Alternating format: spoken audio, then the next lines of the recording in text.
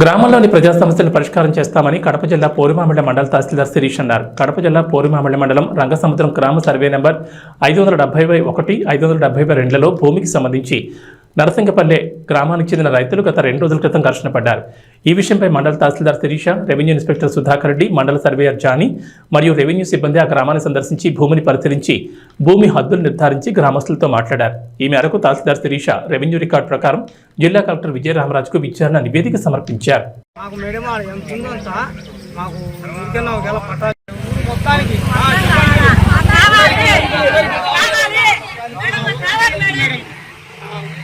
మొత్తం వాళ్ళకి మాకు మొత్తం అందరికి ఈరోజు పోగొట్టుకుంటే రేపు ఏ దానికి లేదు. అది కానీ ప్రభుత్వం ఇచ్చేది మామూలు ఖాళీగా లేదు. చూడండి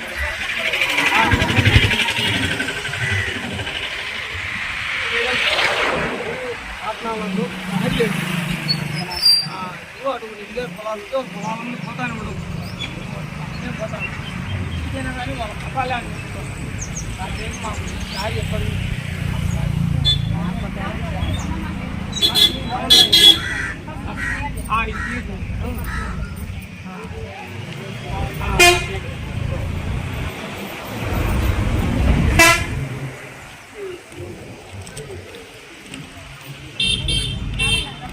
మేడం చేస్తాం.